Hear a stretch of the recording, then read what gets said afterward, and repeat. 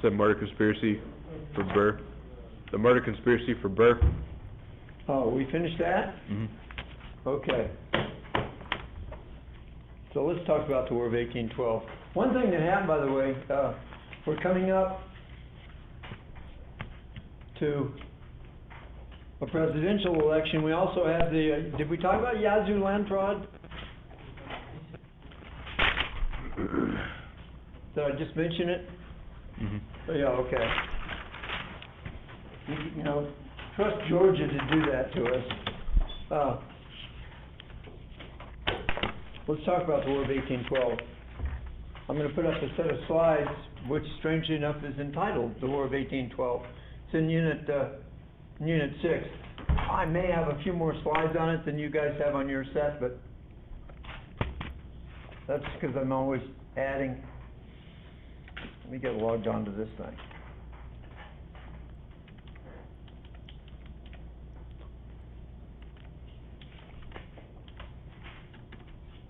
Thank you.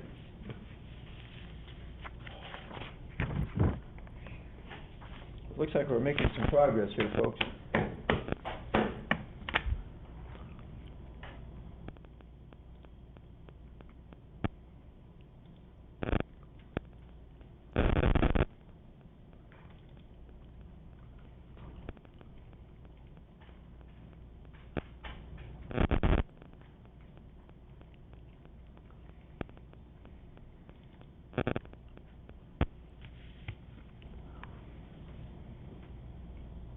As soon as this thing decides to come up, here we go.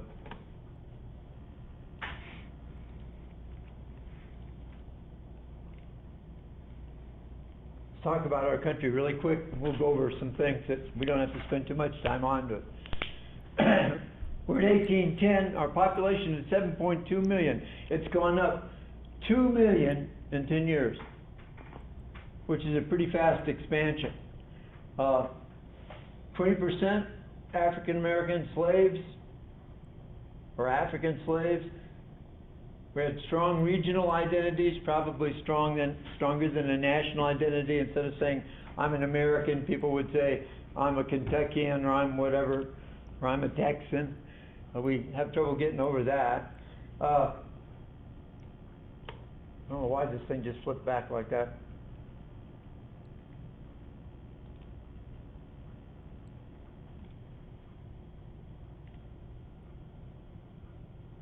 Embarrassments overseas, we had a lot of embarrassments. The English and the France were at war. They stopped fighting in 1802 for 1 year and went right back to war again because Napoleon is clearly planning to try and invade England. He just has to get enough ships, and he's got to overpower the British Navy, which is a tall order.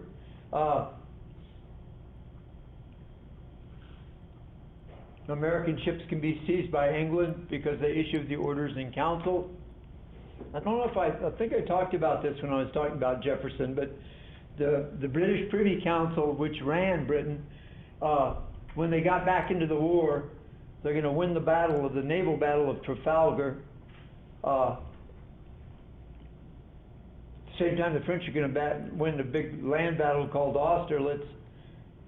Both of those battles in 1805, Trafalgar in October, Austerlitz in December, which just go to show they're not going to quit. And both sides order us not to do business with the other side. The British orders in council, the French through the Berlin and Milan decrees that Napoleon issued. Then we had that incident between the British warship, who ordered one of our warships to let them search the crew because they thought there were British deserters on board, which was probably true, but the American captain can't give permission for some nation to demand to inspect his crew, so he says no, and the British warship, which was considerably larger than the American frigate was the Chesapeake, and it just did pretty horrendous damage to their rigging and masts and all that. They weren't ready for war because we weren't at war with anybody. The British captain had received information that there were some British Royal Navy deserters on board the American ship. And eventually they're going to force their way onto our ship, take off about 5 men, go back to the Leopard, that's their ship, 50 gun, what you call a fourth rate ship of the line. They're going to hang one of them within minutes of getting back to the ship. Now all the Americans are standing there looking at this guy going up into the air on the mast. Americans were outraged. The American Congress was outraged. They demanded to go to war with Britain, but Jefferson refused and decided to use economic punishment to get both the English and the French back in a line. His alternative to going to war. There's pictures of some artist's rendition of the Leopard firing on the Chesapeake. You notice the Leopard's a 2-deck ship. Chesapeake's just a little frigate, a little lightweight frigate.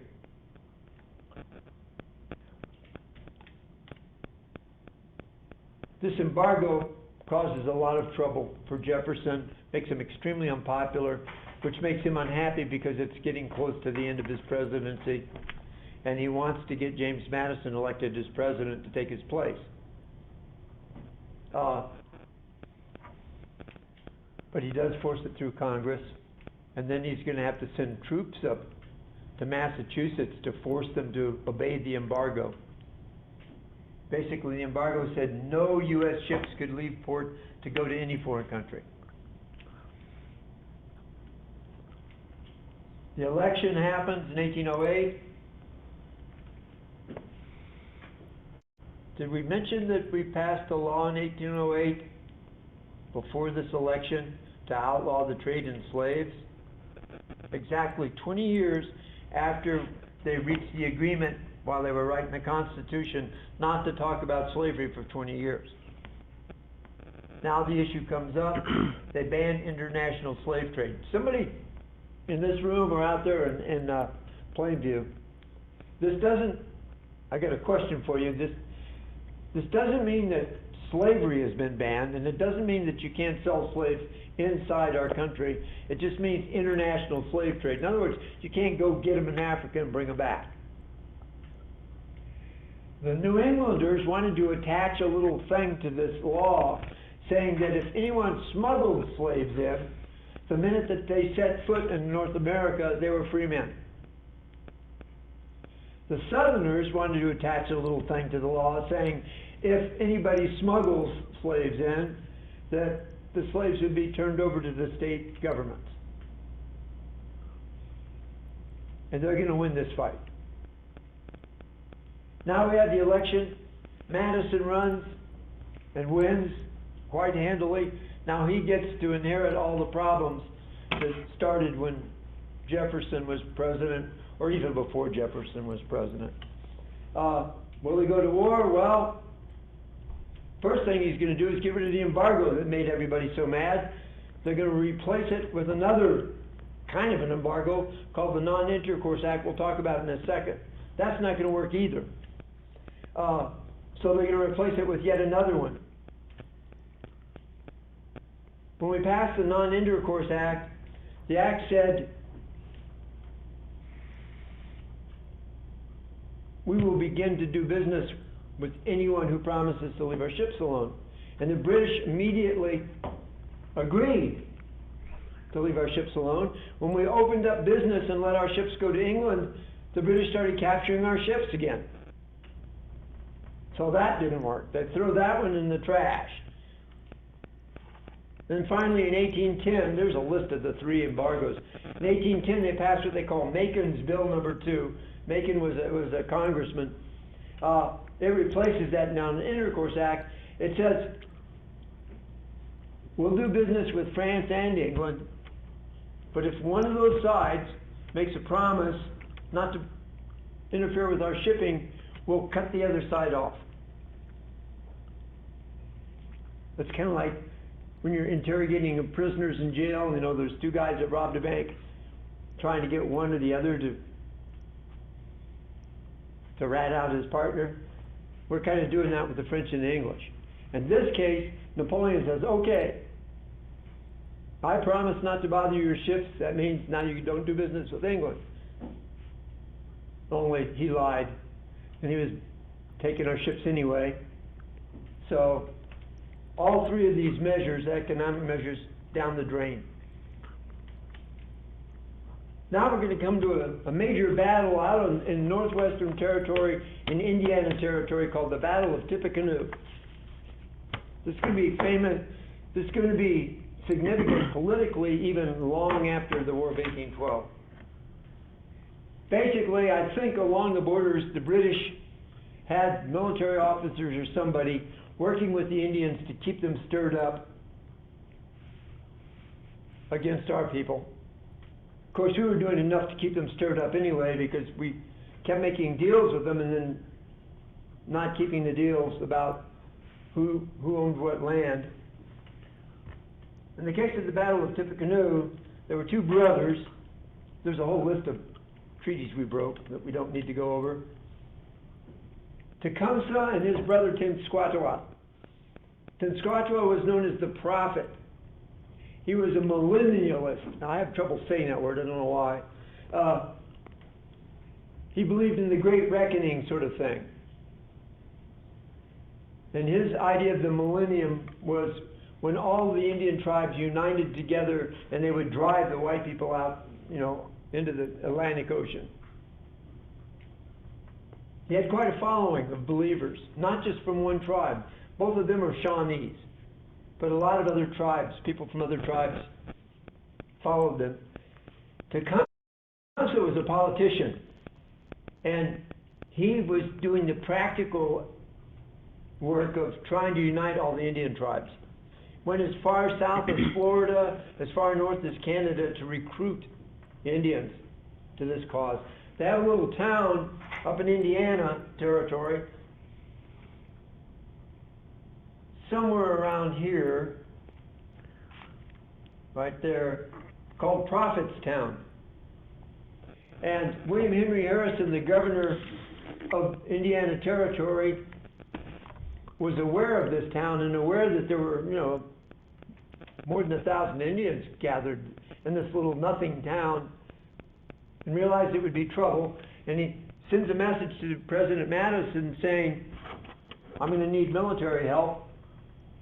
And basically President Madison did a political kind of thing.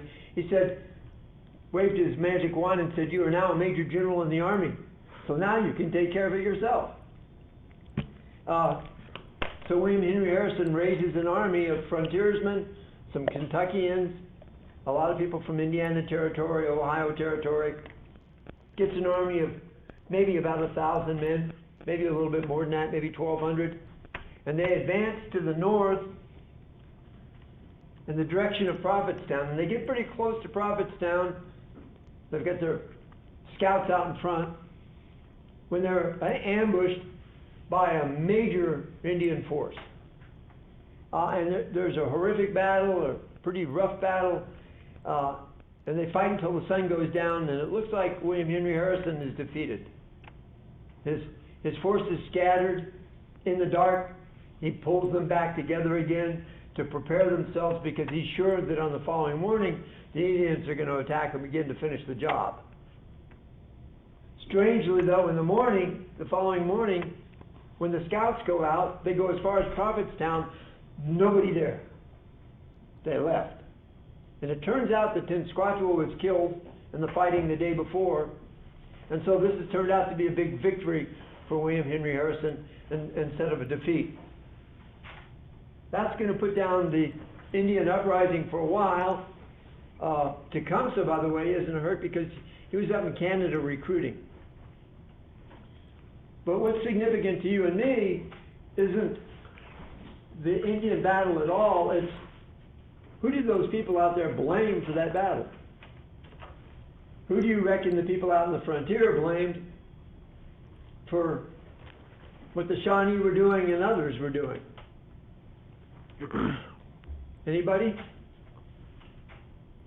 Who do you think they blamed? Nobody going to venture a guess? They're going to blame the British. You can blame the British and all those trading posts and things like that for this. And they were probably right. So this adds to the complaints we already have about the British. We had a lot of reason not to be happy with the French either. But the British now, we've got a whole litany of things. They're taking our sailors. In between 1803 and 1810, or 1812, they took over 10,000 of our sailors to put in the Royal Navy. Then they're causing Indian trouble. Then they're capturing our cargoes. So they're doing a little bit more than the French are doing. And there's going to start being pressure on President Madison to do something about it. There's a group of young congressmen they call the War Hawks. Some noteworthy people that we'll hear about later on. A lot about some of them. The Speaker of the House of Representatives was Henry Clay of Kentucky. John C. Calhoun of South Carolina, future Vice President. Richard Mentor Johnson of Kentucky, a future Vice President. William Lowndes of South Carolina. Langdon Cheves of South Carolina, future President of the American National Bank. These are not nobodies. They're all pushing the president towards war. There were people that didn't want to go to war. And this is 1812. President got elected in 1808. He's already been in office for almost 4 years. And there is a group of people in his own party that don't want to go to war. And they're going to run against him for president in 1812. In fact, both candidates for president in 1812 will claim to be Democratic Republicans. But one's pro-war, one's anti-war. Reasons again: attacks on American shipping, impressment of American sailors, Indian wars, overall attack on America's honor, and, well, up along our northern borders, the people thought if we attacked Canada, we might get a big bunch of land up there. Down on our southern borders, the people thought, while we're at war, we can just expand to the south and take some Spanish territory. So we had some good justifications, some solid justifications, but we also had a little bit of greed involved in our motivations for war. And what's going to happen under pressure in the middle of the year, before the election, of course, Madison sends to Congress the declaration of war for their approval.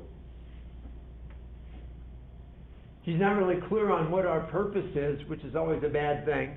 Don't vote for something unless they tell you what they expect the result to be. It's going to go through the House really fast, the House of Representatives, on the 4th of June. It'll take until the 18th of June for the Senate to finally pass approval for declaration of war, only by 6 votes.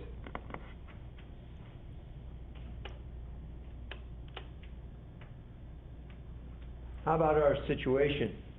How about the friendly and enemy situation? When you're in the military, before you do an attack, you always look at the enemy situation and the friendly situation. Let's take a look. Northwest and Lower Ohio Valley blame the British for Indian troubles. They want to attack Canada. Georgia, Tennessee, and Mississippi want to attack Florida. Same reason, Indian troubles.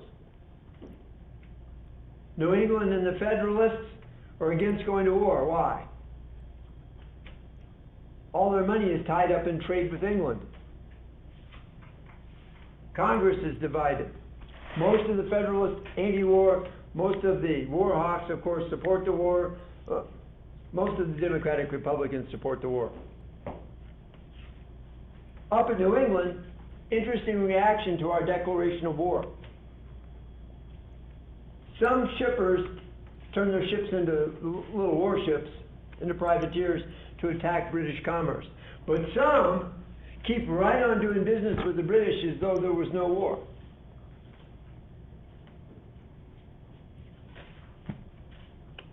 Our military situation, our entire army 11,744 men in office, officers and men, which means, oh, and by the way, 5,000 of them were brand new recruits who'd never fired a shot in anger in their life.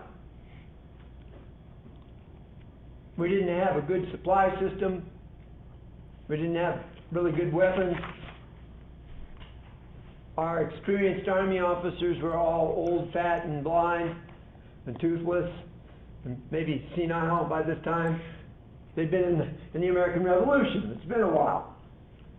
The young officers didn't know squat. They didn't know anything about war.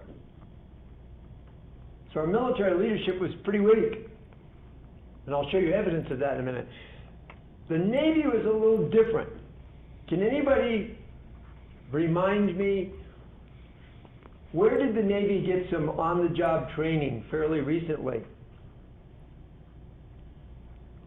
Where were they fighting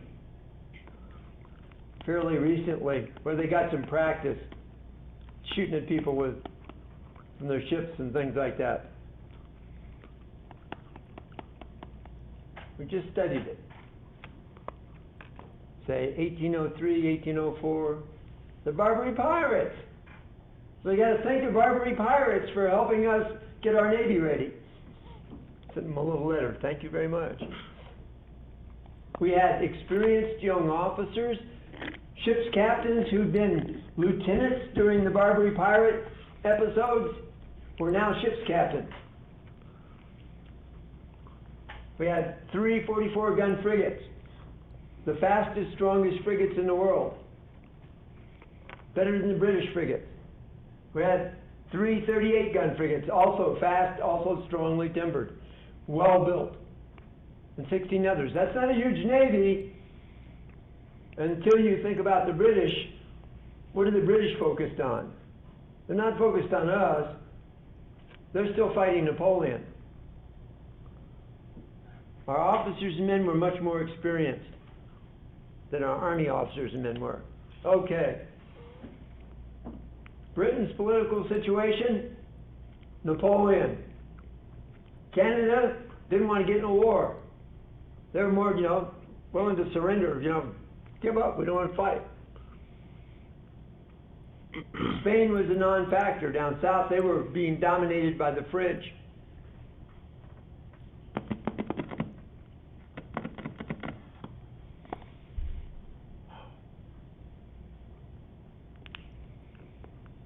Also in England, there were large factions like the merchants and people like that just didn't want to get involved in a war because it cost too much.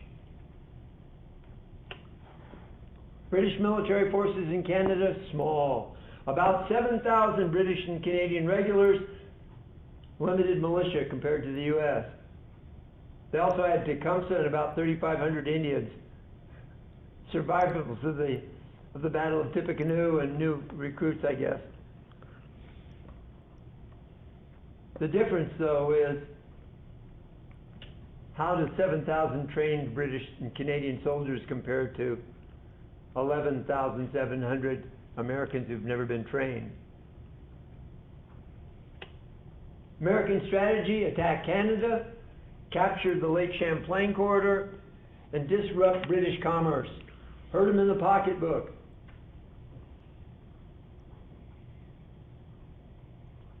In this case, that third thing, it says commerce and communications. Communications are any kind of contact with the home country for supplies or whatever. There it is. Memorize that map. That's the whole war right there. First, let's do the election of 1812. Madison claims to be a Democratic Republican. Clinton claims to be a Democratic Republican, but an anti-war Democratic Republican. He was nominated by a convention of anti-war Republicans and endorsed by the Federalists. Go figure. 3 stages of the war, if you want to divide it up. 1812, summer of 1812 till spring of 1813, mainly U.S. We did the first attacks across the border into Canada. Spring of 1813 through early 1814, the British are still busy So they just used their Navy to blockade American seaports, but not so much New England because they were still doing business with some New Englanders.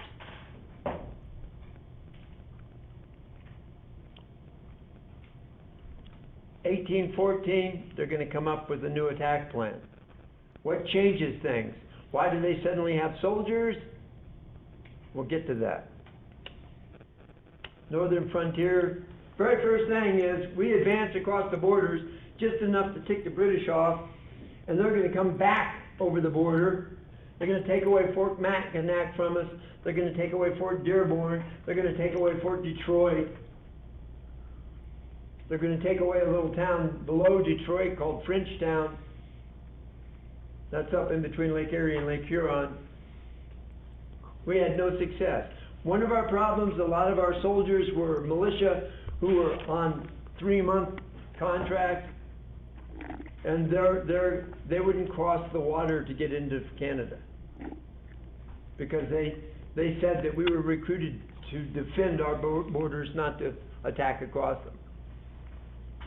All three of the generals that led our efforts up there, General William Hull, went into Canada with 1,500 men, mainly militia, 300 regulars. Drives the few British soldiers that were available at the time and some Canadian militia back. But he can't hold his ground. He goes zapping into Canada, and then there's nobody to reinforce him or anything, so the British are going to just push him right back out. Does a really terrible job. Loses all the forts that we just talked about a minute. He's going to be court-martialed for his incompetence. They're going to sentence him to death. But the president's going to pardon him. Up in New York, a guy that had been running for governor of New York, Van Rensselaer. That's a strange story. His main opponent for governor was a guy named D.D. Tompkins. And old D.D. Tompkins hinted that Van Rensselaer was a chicken if he didn't join the army and fight in the War of 1812. And Van Rensselaer bit on that bait, on that hook, got in the army, and D.D. Tompkins got to be governor of New York.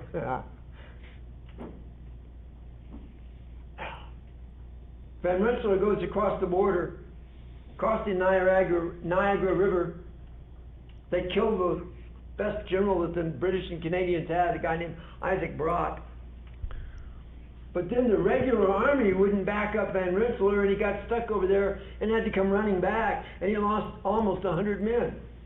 835 captured.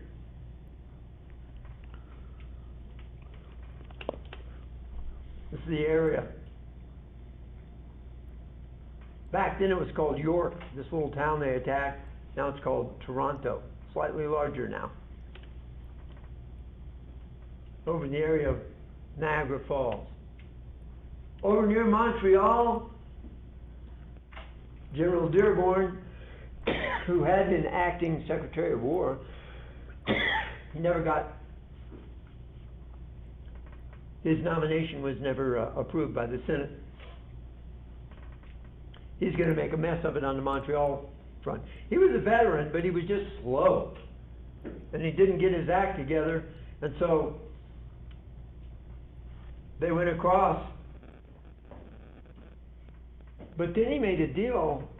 He said a temporary ceasefire with the British. No military commander can make a deal like that without approval from his superiors. He got fired in July of 1813. Tried to get Detroit, or tried to help Detroit, save them from falling, and failed. On the naval front, the story's a little different. August 19th, 1812, Constitution, commanded by Isaac Hull, Captain Isaac Hull. Has a 35-minute battle with His Majesty's ship Guerrero. Dismasks the Guerrero and captures the ship. Frigate against frigate. October the 25th, the SS United States, commanded by Captain Stephen Decatur. Remember the young guy that burned the Philadelphia? Same guy. Now he's back as a captain. He captures the British frigate Macedonian. And December 29th, USS Constitution.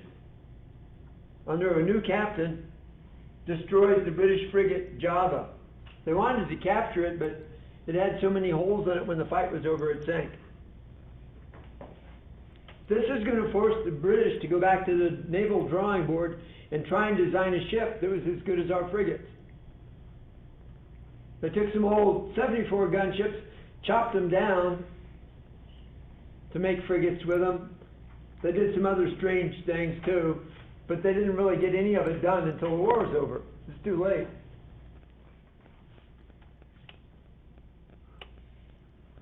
British strategy, early 1813.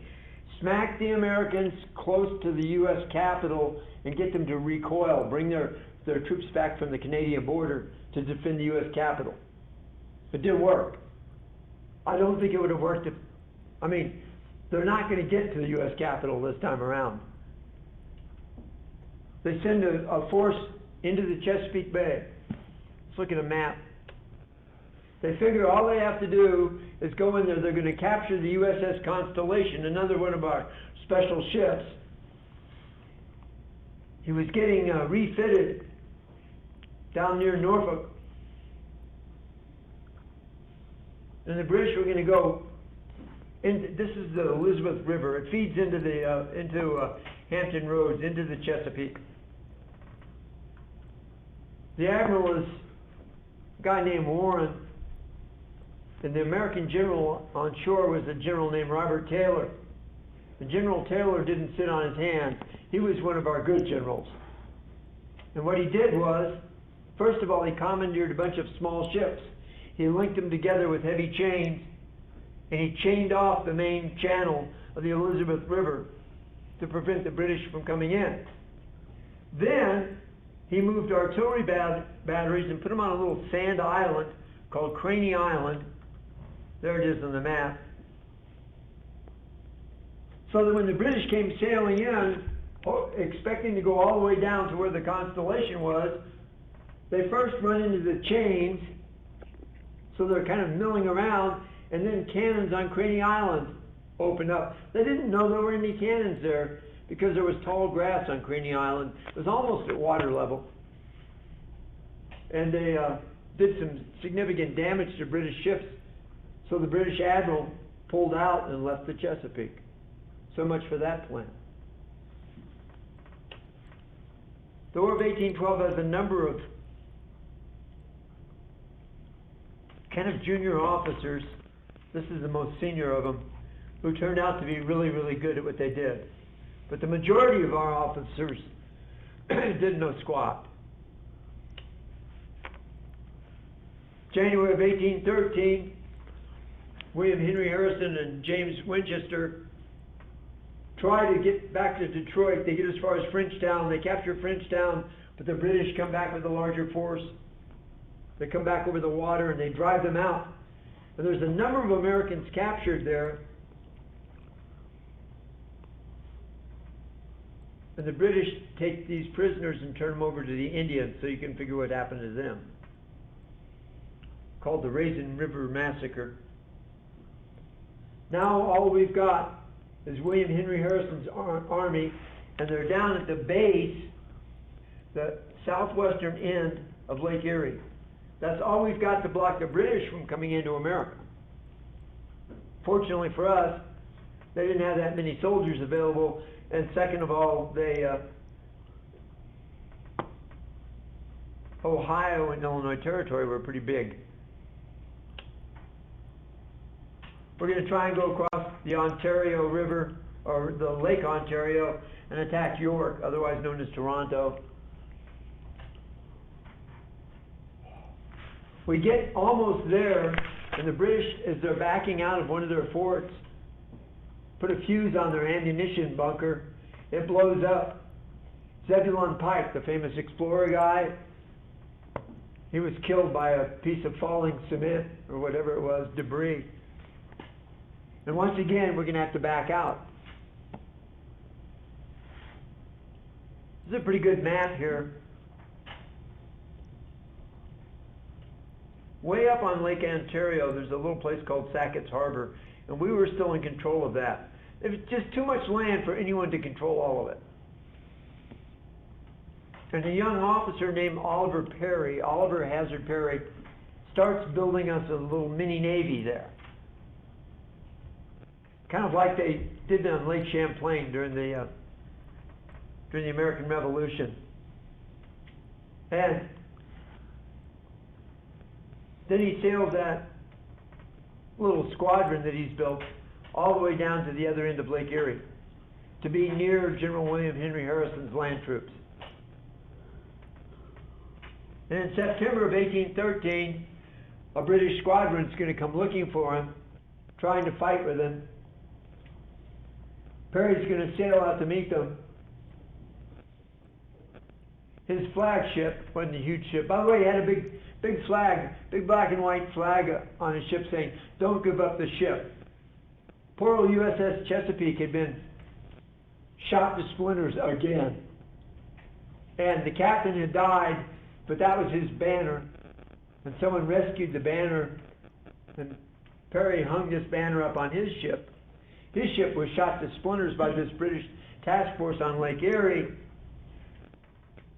But he didn't surrender. He just got off his ship, got on a boat, had the crew row him over to somebody else's ship, took over that ship, and continued the battle. And he captured the entire British squadron, which is the only time in British naval history and Royal Navy history that they've ever lost a whole squadron that way. Sends a message down to General Harrison, "I've met the enemy, we have met the enemy, and they are ours." And he has a list of all the ships he'd captured. William Henry Harrison's going to take advantage of that. Now, he doesn't have to worry about the British naval force and British using boats to move their army on Lake Erie. So he's going to attack them. And he's going to head up in the direction of Lake Huron. If you look at this map, he's going to chase them out of Fort Detroit and push them all the way back here. And what they're going to do is they're going to slip across a river that joins Lake Huron to Lake Erie. It's called the Thames River. And they're going to try and slide back up into Canada. But he's going to run into them at the Thames River and fight the Battle of the Thames. And most of the British and Canadians will pull out of there. Tecumseh's there with a force of about 3,500 Indians. And Tecumseh is killed. And immediately the Indians fade away into the woodwork. And they're never going to cooperate with the British again.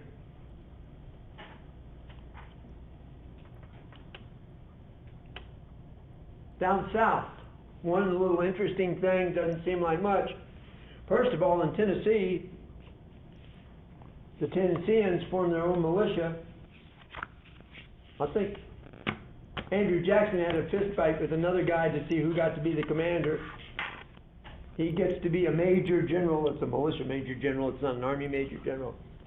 And he wants to go down and attack Spanish territory, Mobile Bay, Pensacola, Florida, St. Augustine even. But the U.S. government says, no, don't do that. General Wilkinson, the same guy that got Burr in trouble, the same guy that claimed credit for Saratoga, he's going to take Mobile, and the Lord knows why he took Mobile, because he was told not to. Not long after that, he's supposed to be controlling the Indians and people on our southern border. Not long after that, one faction of the Creek Indian tribe is going to raid a fort down there. There's an outpost called Fort Mims. Had settlers in it. They raid the fort, kill everybody in the fort. In August of 1813, Andrew Jackson is going to call up the Tennessee militia, and they're going to go down to Alabama. They'll get there at the beginning of 1814. Around the same time, late 1813,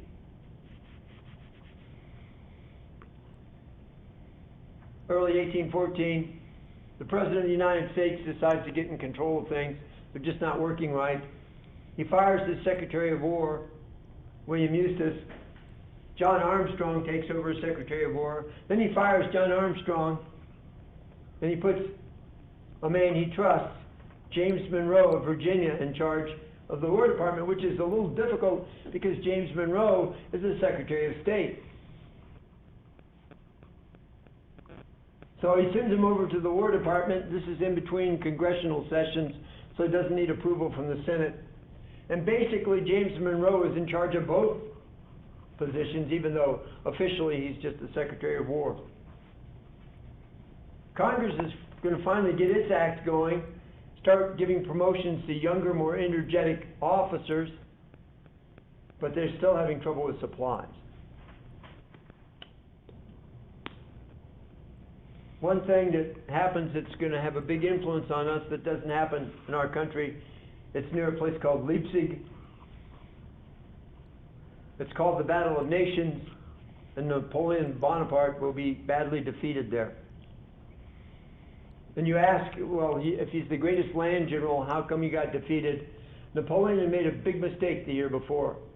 He tried to attack Russia.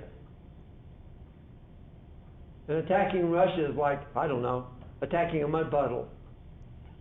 You just get stuck in it.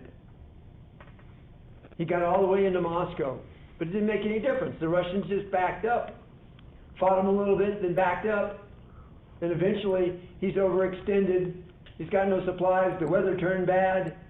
He lost an army of over 300,000 men. Then he went back down to France to form a new army. And it's not a well-trained, experienced army like the one that he lost. That's why he lost the Battle of Nations. He's going to have to go all the way back to Paris. When he gets to Paris, the people of Paris saying, "Don't stop here. We don't want the war to come to our town." And eventually he's going to be forced to give up the throne. He was calling himself the emperor at that stage of the game. He will go into exile on a little island called Elba. He's not finished yet, though. Okay. Horseshoe Bend. Andrew Jackson catches up at the creeks in a fort in the Horseshoe Bend of the Tallapoosa River in March of 1814. He is going to destroy them. It's interesting because he was using Creek Indians on his side to fight against Creek Indians on the other side. The ones that he was fighting were called the Red Sticks. I think they got that name because of their leader, who was half Scots, half Scotsman and half Indian. Can't remember what his real name is, but everyone called him Red Stick. I guess the Creeks care about this battle, but the main significance to us is that the Congress of the United States and the President noticed this battle, and immediately they changed their mind about the Tennessee militia and Andrew Jackson, and they make him a brigadier general in the U.S. Army. And about 2 weeks later, they make him a major general in the U.S. Army and tell him, "You're in charge of our South. You're in charge in the South." That's a very significant move. Up on Lake Ontario in the middle of 1814, we have some success, we have some defeats. It's basically a stalemate. People get killed. In fact, the British commander up there is wounded and captured. Our generals are both wounded. Winfield Scott's one of them. The other one's Brown, Jacob Brown.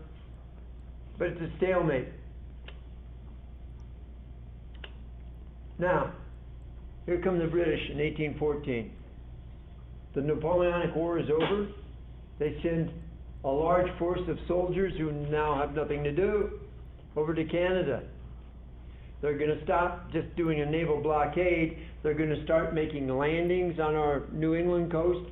The New Englanders are furious about the British attacking them. Why are they furious? I mean, we're at war, aren't we? Why are they furious? They're furious because the British weren't attacking them before.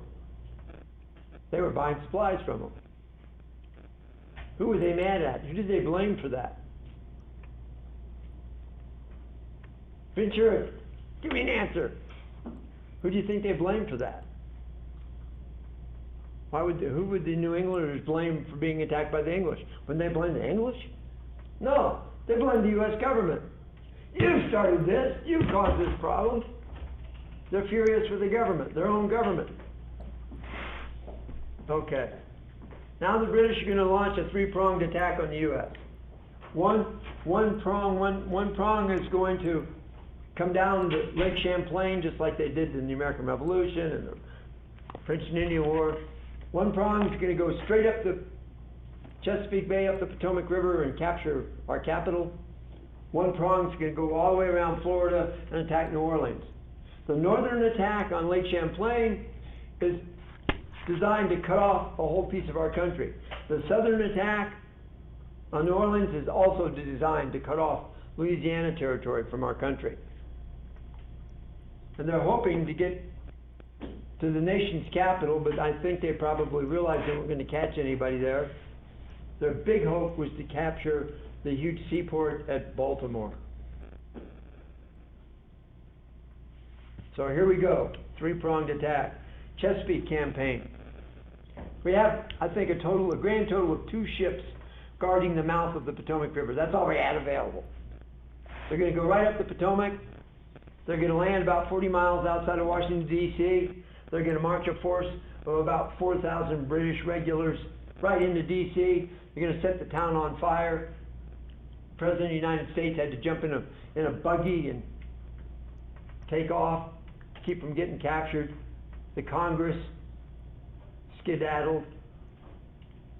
Took them 2 or 3 days. They tried to burn the town down. They burned a lot of it down. They set the president's mansion on fire after, now the story, I don't know if it's true or not, but I've been taught this all my life. The president left so fast that his lunch was still on the table in his house. Keep starting to say the White House, but it wasn't the White House then. So some young British officers walked into his dining room and sat down and helped themselves before they set the house on fire. It wouldn't all burn because there's a picture of it, a drawing of it. It was made out of stone, but the insides where there was wooden wall and things like that burned.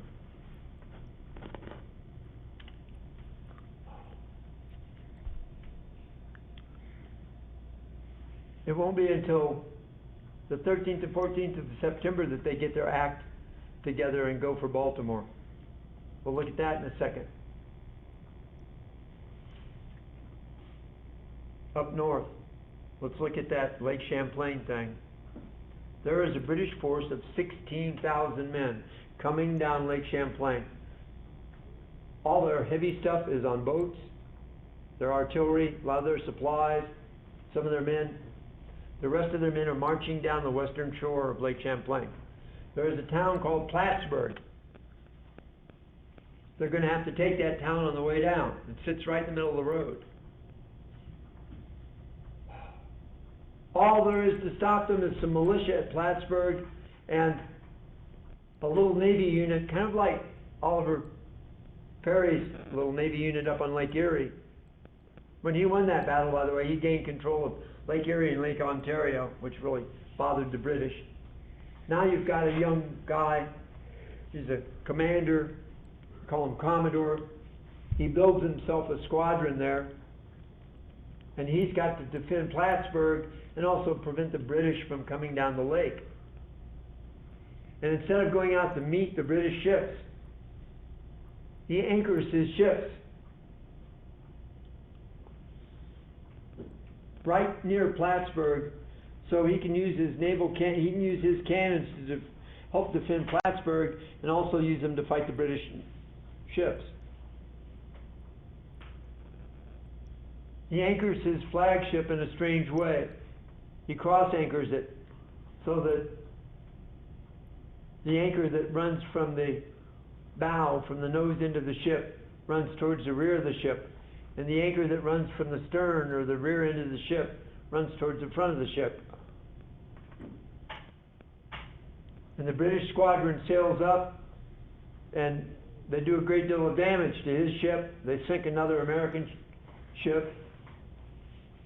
The British leader sails up close to Commodore MacDonough's ship and says, "Why don't you surrender to prevent bloodshed?" and Commodore McDonough tells his men, go to the capstan, pull the anchor lines. They go to the capstan, rotate those anchor lines, and when they pull in the anchor lines, it causes the ship to swap ends.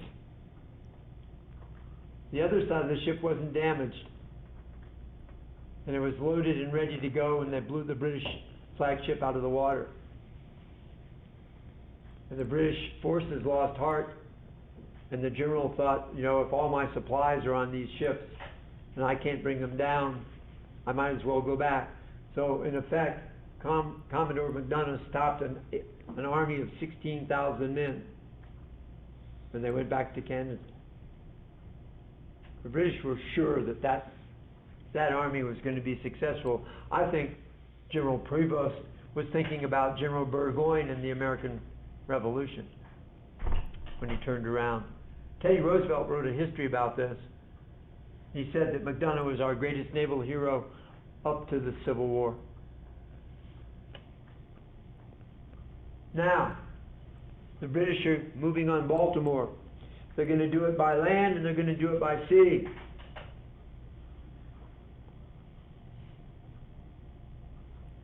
The people in Baltimore don't trust the American army to protect them.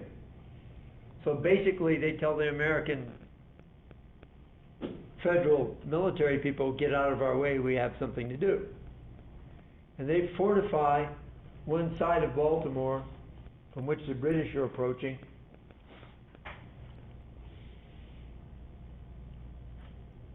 They're up on high ground. They put cannons up there. I don't know where they got them all. They took them for everywhere else. So the British are going to approach two ways. One is by the Navy going into Baltimore Harbor, and the other one is by the Army marching up the hill into Baltimore. They met the British when they first started marching on Baltimore. They fought briefly with them, then they backed up back in the direction of the city. And what happened was the British were losing a lot of men as they advanced on the city. And that line, defensive line on Baltimore on that side, held quite well. On the water side, the Navy had to pass a little island that had a fort on it, an earthen fort made out of dirt. And in order to get into Baltimore Harbor, they needed to silence the guns in that fort. It was Fort McHenry. And basically they brought it under fire all night long on the 13th and 14th. And on the following morning, on the morning of the 14th,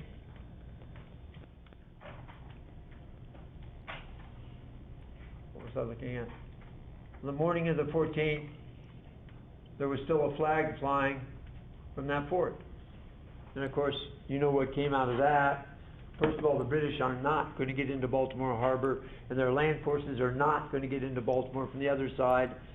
And a young American lawyer who was trying with a few friends to slip across the water there had got himself picked up by a Navy patrol boat, British Navy patrol boat, brought to the flagship, held prisoner there for the duration of the fighting. They didn't intend to hold them prisoner, they were civilians, but they didn't want them giving anyone any information, so they held them on the ship. And this young lawyer, you know the story I'm telling, right? Anybody? The young lawyer asked permission to stand on the deck of the ship and watch the bombardment of Fort McHenry. And on the following morning, when the flag was still flying, he was inspired to write a poem about it, which was later put to the tune of a bar song that somebody found, and we sing it at the beginning of every baseball game and I guess football games. That was Francis Scott Key, and that was the national anthem, or what became the national anthem. But, so now the British adventure up the Chesapeake, despite the damage they did to Washington, comes to nothing. Peace negotiations, by the way, have been going on since the day the war started. The British actually gave up the orders in council, but they didn't offer to end impressing our sailors. The Tsar of all the Russias went to the American ambassador in St. Petersburg Apparently he liked this young man and this young man's wife. I don't know which one he liked better. But anyway, he volunteered to be an intermediary and help negotiations with the British. Initially, the British just out and out refused. You know who the young man is? The young man is the son of a president. His name is John Quincy Adams. He speaks about 6 or 7 different languages. That's probably why the Tsar liked him, because he was an accomplished diplomat. Eventually, the President of the United States is going to send some other people to help John Quincy Adams if they can negotiate and end the war. They'll send Albert Gallatin, James Bayard, and then a few months later he's going to send Henry Clay and John Russell. Henry Clay was the Speaker of the House of Representatives. It's funny because Clay and John Quincy Adams didn't get along. They were just as different as night and day. Adams was, very believed in form and proper dress and proper behavior and that sort of thing, and typical diplomat. And Henry Clay liked his Tennessee sour mash whiskey and his girls if they were available and a good poker game. And he was a consummate politician. Probably a much better politician than Adams was. But forced to live near each other, and they didn't like each other from the beginning, but forced to be near each other for months, almost a year, they learned to understand the strong points of each other. And later on, they'll become political allies. The British wouldn't negotiate. They were told, drag your feet.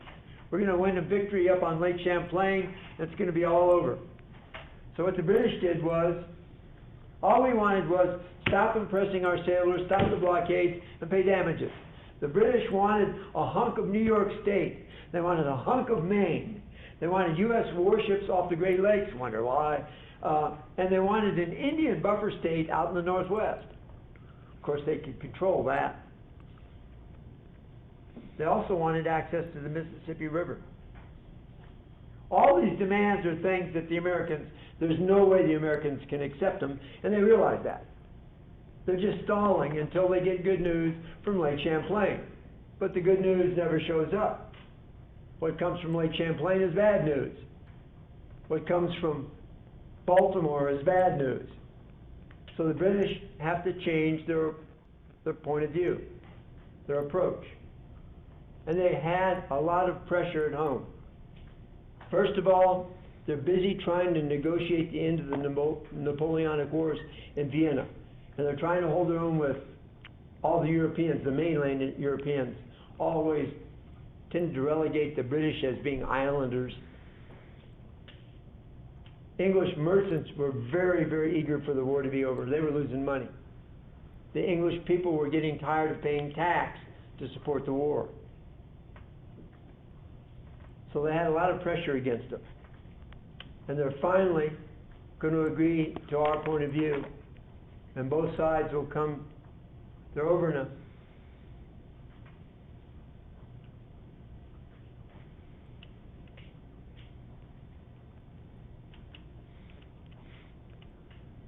Over in a town in Belgium, Ghent, Belgium, negotiating this. They initialed the treaty on the 24th of December, 1814.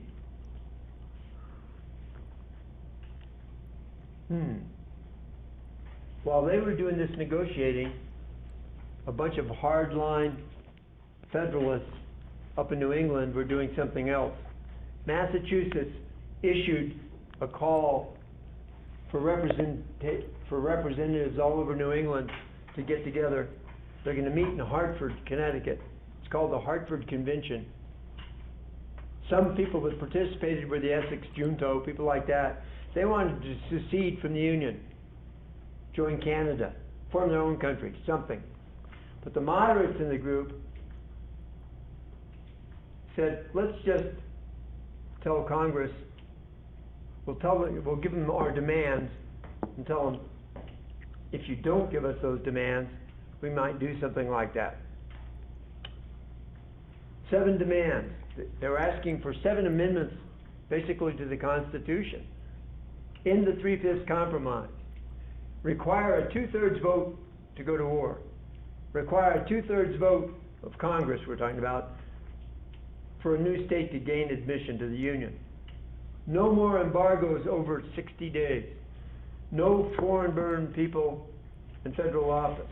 I think they were thinking about Albert Gallatin. 1-term limit for presidents.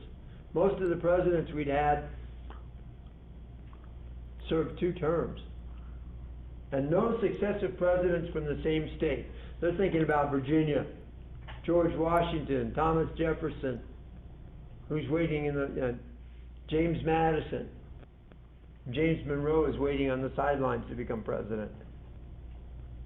This is all going to mean nothing, because when they put these demands together, news is going to come in December about the end of the war, about initialing the Treaty of Ghent. And at roughly the same time, they're going to learn about the outcome of something else, the Battle of New Orleans. I don't think this will play for us. I wish it would. Actually, I have it recorded on there, but it doesn't work over this system.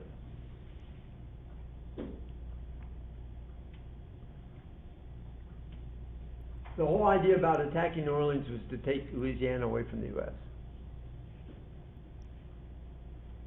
On the 1st of December, this is before we have the peace agreement, there's going to be a little fight, relatively smaller, 2,000 on each side, roughly 2,000, east of New Orleans. It will come to nothing. The British will eventually leave. Then they're going to look at going into New Orleans, and they find out they've got weather problems, there's mud and things like that. They were going to attack New Orleans on the 1st of January, take New Orleans and gain control of the Mississippi. The British used a force of about 8,000 men. They had more on the ships. That's all they thought they needed. They're going to seize a certain area outside of New Orleans, marshal their forces and attack. And they decide to attack on the 8th of January. The American forces, about 4,500. I think I've got more exact numbers than that. Jackson has 4,732 men.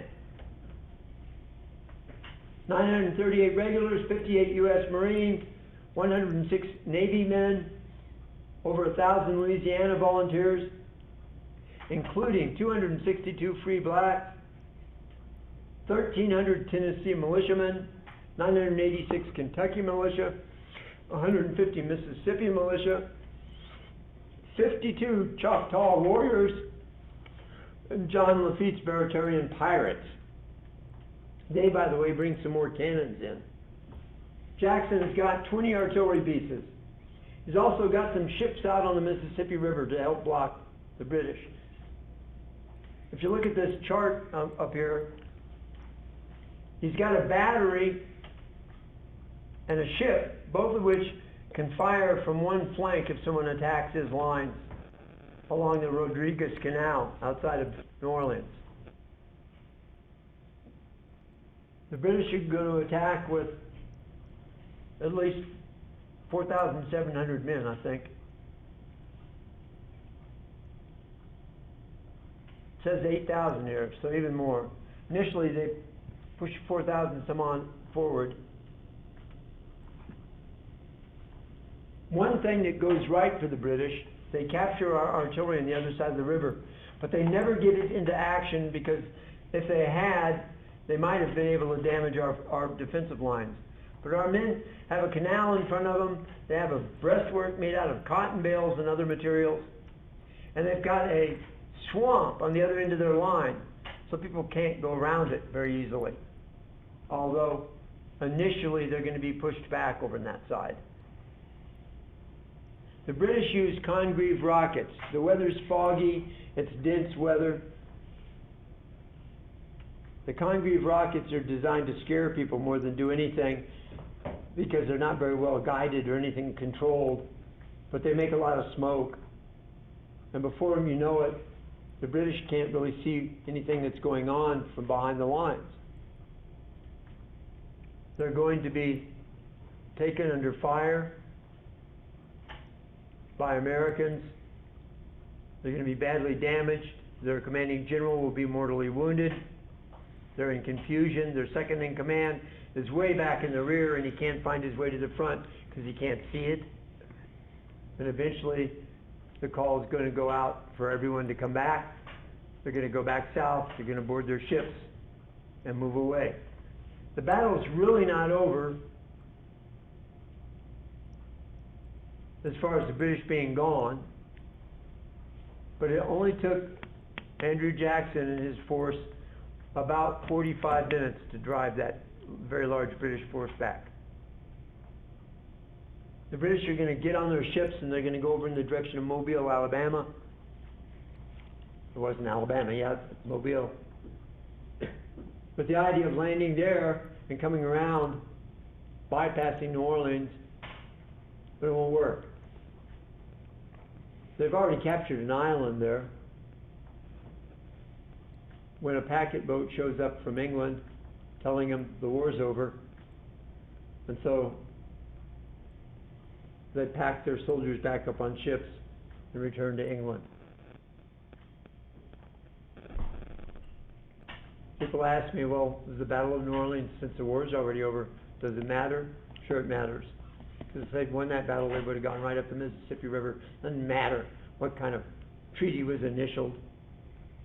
I've seen that happen in other places.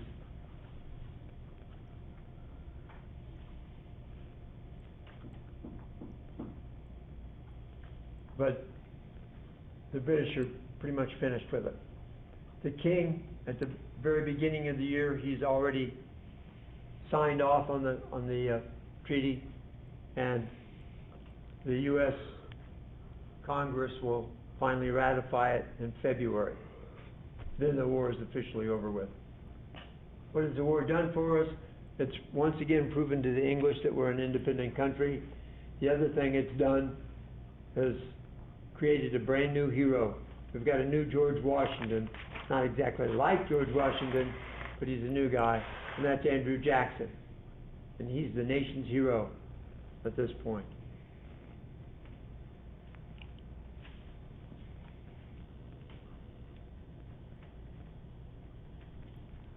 We've got a lot of national pride now. Suddenly people are starting to talk about I'm an American instead of saying I'm a Kentuckian or I'm a Virginian or whatever.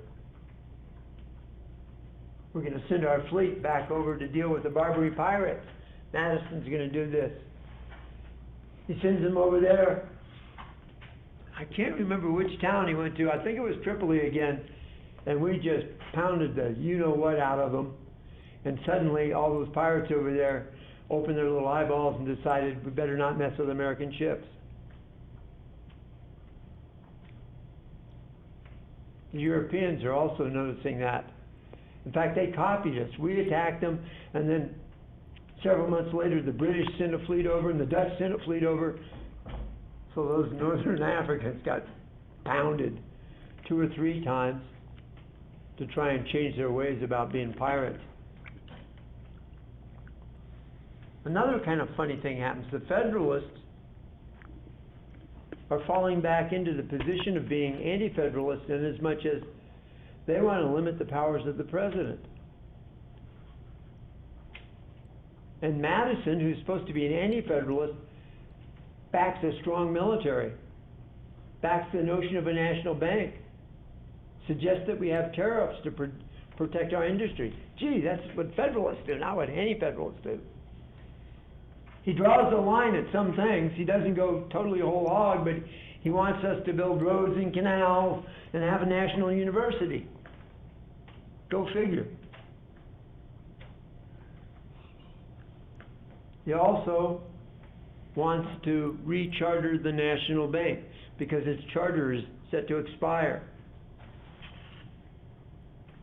John C. Calhoun of South Carolina, Henry Clay of Kentucky, both of them surprisingly support having a national bank now. Used to be Southerners didn't like a national bank.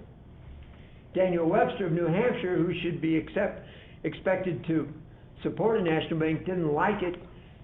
He didn't like it because they were moving it away from where he lived.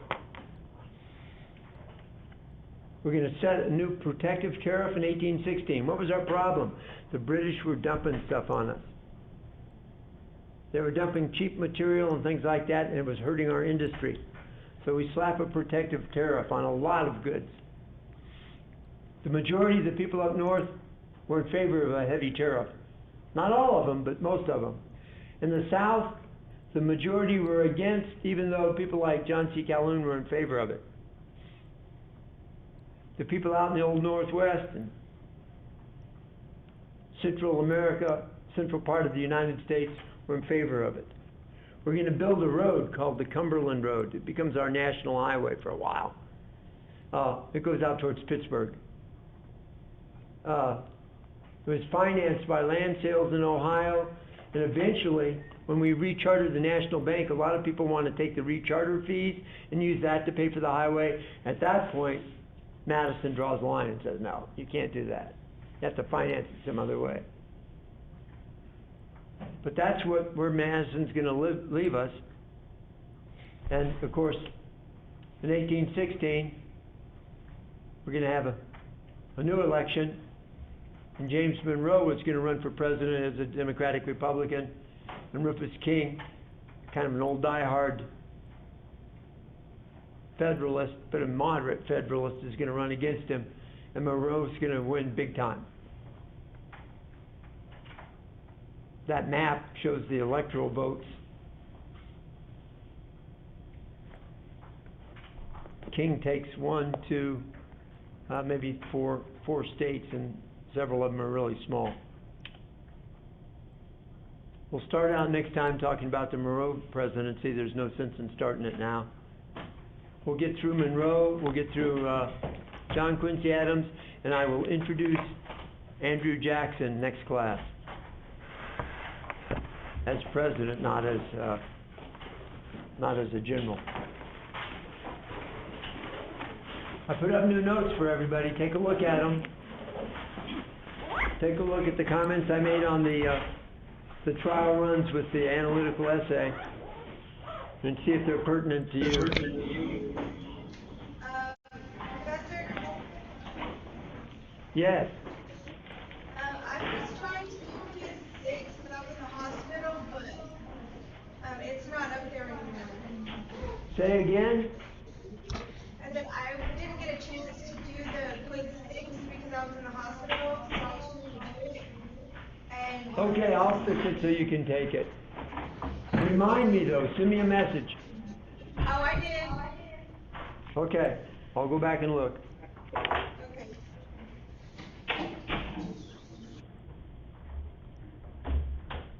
I wasn't able to take quiz 6.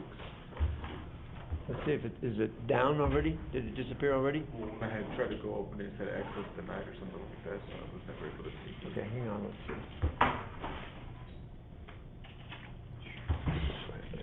I hate using this computer.